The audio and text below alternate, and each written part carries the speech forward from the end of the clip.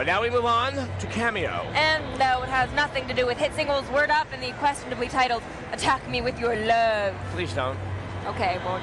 Yes, we've been hearing about Kameo for years, initially as a GameCube title back in 2001. And while a leap spanning not only a console maker, but also an entire console cycle, normally doesn't bode too well for the quality of the end product. But we do have high hopes for this one. Here's our review of Kameo for the Xbox 360.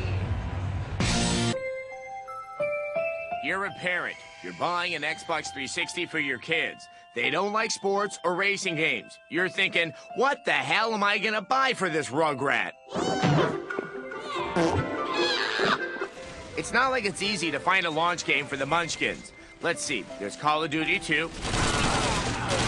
Nope, that's not gonna work. How about Condemned?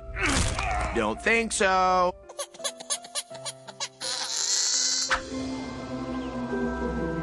And then you feast your eyes on Kameo Elements of Power. Surely this sugar-coated, pastel-tinged adventure is just what Captain Kangaroo ordered. Not so fast. Yeah, the story is saccharine enough. Kameo is an elf with the ability to transform into 10 different creatures. But like many families, Sister's just a little jealous. Determined to swing this way, Sis kidnaps Kameo's family. Kameo sets off for a little payback. But when the King Troll is awakened and goes Ike Turner on her ass, she has to start from square one.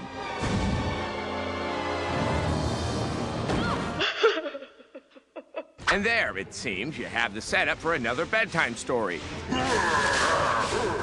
But this is a game with an identity crisis. After being developed for the GameCube, Xbox, and now the Xbox 360, it's not hard to understand why. 1 minute, your glucose levels are going into the red. And the next... Stripped of all her elemental warriors, Kameo's on the hunt for shadow trolls that have trapped the critters inside their transparent carcasses. Stomp a shadow troll, and you can map one of the monsters to a button for one-press access. Each of the inventive elemental warriors has its own attacks and abilities. And the levels are set up to take advantage of every last one. You can upgrade the varmints with new abilities, and if you dole out enough blam, you'll enter Kameo's version of Bullet Time. We love some of the warriors, like Samus. Major Ruin. Another favorite is Pummelweed, because, well, he's a plant with boxing gloves.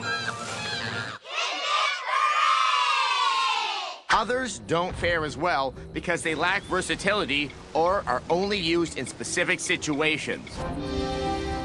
In one rare case, the controls are so busted, you wonder why the beast is even in the game. While the gameplay can be versatile, it's still kinda light when compared to many of Rare's previous adventure ROMs. And eventually, you come to the realization that this is a beat-em-up in a pink nightgown. Albeit a see-through nightgown with furry tufts covering the naughty bits and a blood stain on the front. We can't figure out who this game is for. But we know just about everyone will enjoy it for the dozen or so hours it lasts. We give it a 4 out of 5. Now, it's worth noting that people who think this is a platformer like Rare has done in the past, it is not. It is an entirely different type of game. Right. There's no jumping. There's no jumping. It's more adventurous. It is. But there also is some decent online co-op play on Xbox Live that could give Kameo a little bit of the added replay value.